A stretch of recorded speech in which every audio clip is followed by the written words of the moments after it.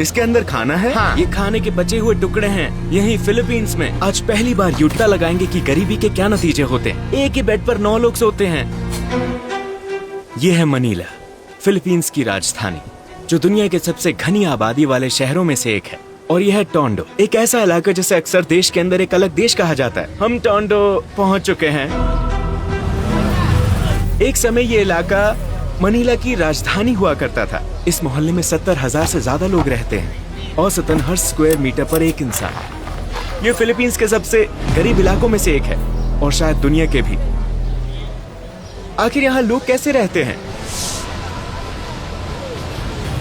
Philippines में गरीबी इतनी ज्यादा है कि हजारों लोग बचे हुए खाने पर डिपेंड करते हैं, और वही उनके खाने का मुख्य जरिया है। जिस खाने को आप यहाँ देख रहे हैं उसे कहते हैं पग पग। फिलीपींस में नाम उस बचे हुए खाने को दिया गया है जो मैकडॉनल्ड्स और केएफसी जैसे फास्ट फूड रेस्टोरेंट से इकट्ठा किया जाता है। ये केएफसी का बचा हुआ खाना है। इन्हें धोया जाता है, दोबारा पकाया जाता है और बहुत सस्ते दामों में बेच दिया जाता है। पग पग का मतलब है खाने के बचे हुए टुकड़े। ये मैकडॉनल्ड्स, जॉलिबी और केएफसी जैसे रेस्टोरेंट से आते हैं। सच में? तो जो भी मांस कस्टमर्स के खाने के बाद बच जाता है उसे वो कूड़े से इकट्ठा करते हैं, जैसे वहाँ उस तरफ। फिर उसके बाद ये वाला, इसके अंदर खाना है? हाँ। फिर वो उसे छांटते हैं और उसमें से और फिर दोबारा फ्राई करते हैं? हाँ हाँ, यही वाला। सच में इसे दोबारा फ्राई करते हैं? पहले इसे धोते हैं, फिर 2 या 3 बार धोने के बाद इसे ऐसे पकाते हैं।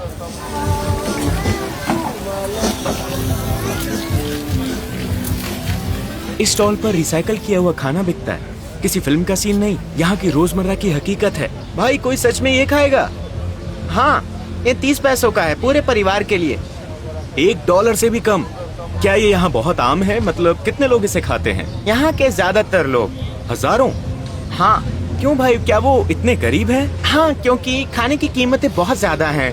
क्या वो कूड़े से पैसे कमाते हैं? हाँ, वो कूड़े से पैसे कमाते हैं और बाहर का खाना खरीद नहीं सकते। असल में लोगों का एक ग्रुप है जो बचे हुए टुकड़े इकट्ठा करता है और फिर इन्हें दोबारा बेच देता है। आपको यहाँ पर हर रात रेस्टोरेंट्स के बाहर ऐसे कलेक्टर्स मिलेंगे जो खास तौर पर बचे हुए खाने को इकट्ठा करने और टोरंटो में बेचने के लिए आते हैं।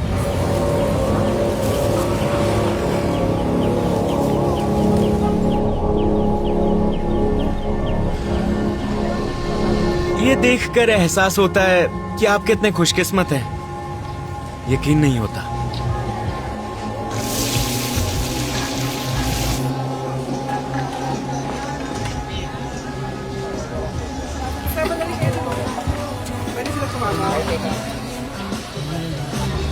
क्या आप ये भीड़ देख रहे हो? यहाँ ऐसी कितनी दुकानें हैं? बहुत सारी। यहाँ कूड़ा सिर्फ कूड़ा नहीं है, ये लोगों की कमाई का जरिया है। ये कचरा उसी कूड़े के पहाड़ से आया है जो आपने पहले देखा था। लोग इसे इकट्ठा करते हैं और फिर बेच देते हैं। बहुत बड़ी तादाद में लोग यही काम करते हैं। कुछ लोग तो उसी कचरे के अंदर रहते हैं और जो भी बिक सकता है उसे इकट्ठा करते हैं। फिर ये सब सामान यहाँ लाया जाता है और मार्केट में बेचा जाता है।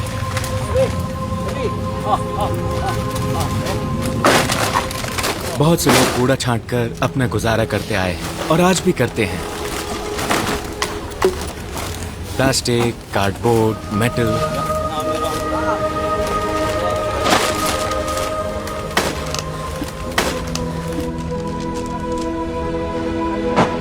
यहाँ कूड़ा छांटा जाता है और फिर बेच दिया जाता है।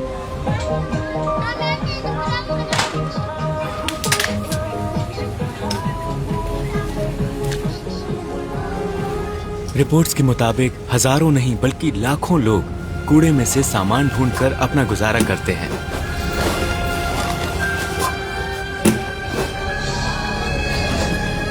तो ये सब कूड़े से इकट्ठा किया जाता है? कूड़े से निकालकर फिर बेच दिया जाता है। लेकिन वो वहाँ क्या कर रहे हैं और कूड़ा इकट्ठा करने का ही काम क्यों करते हैं? इसकी कोई एक वजह नहीं है। कई कारण हैं, जैसे मनीला में माइग्रेशन, बेहद ऊंचे किराए, एजुकेशन की कमी, फॉर्मल जॉब्स के सीमित मौके और इस पूरे कचरे के आसपास बना एक पूरा इकोनॉमिक सिस्टम। टोंडो पोर्ट के करीब है और इसके आसपास बड़े बड़े डंप साइट्स हैं।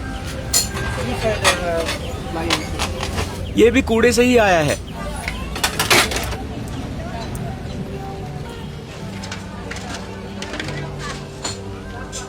यहाँ 9 लोग सोते हैं। हाँ, कैसे?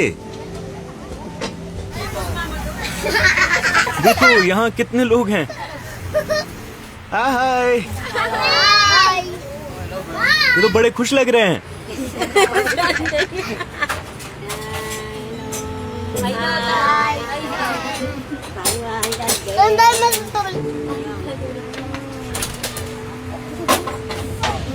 ऊपर भी 9 लोग रहते हैं। हाँ, ये देखो लकड़ी की ये बालकनी किसी भी वक्त गिर सकती है। I wash my dress. I'm very busy. I'm here in the top in Soria because I'm busy. Asia के सबसे तेजी से बढ़ते शहरों में से एक होने के बावजूद यहाँ अब भी ऐसे लोग हैं जिन्हें इस ग्रोथ का कोई फायदा नहीं मिला।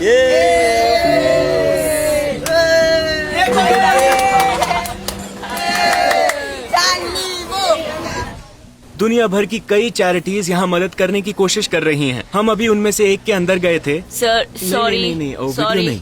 वीडियो नहीं। सॉरी। यहाँ गरीब लोग अमीरों की कब्रों के ऊपर रहते हैं और सोते हैं। हाँ, यह है मनीला, फिलीपींस की राजधानी। मनीला नॉर्थ सेमेट्री में हजारों लोग मृतकों के बीच रहते हैं।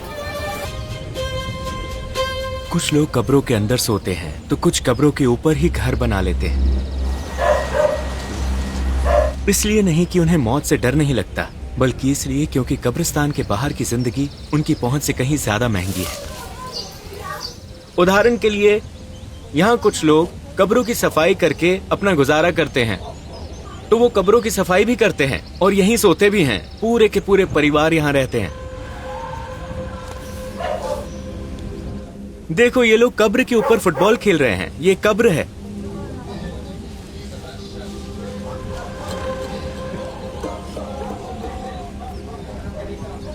यकीन नहीं होता।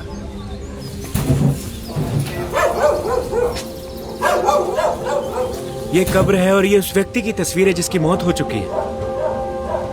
ये मनीला में बेहद गरीबी की हकीकत है और यहीं से अपराध शुरू होता है। बेहद गरीबी लोगों को अपराध की तरफ धकेलती है और फिर जेल तक पहुंचा सकती है।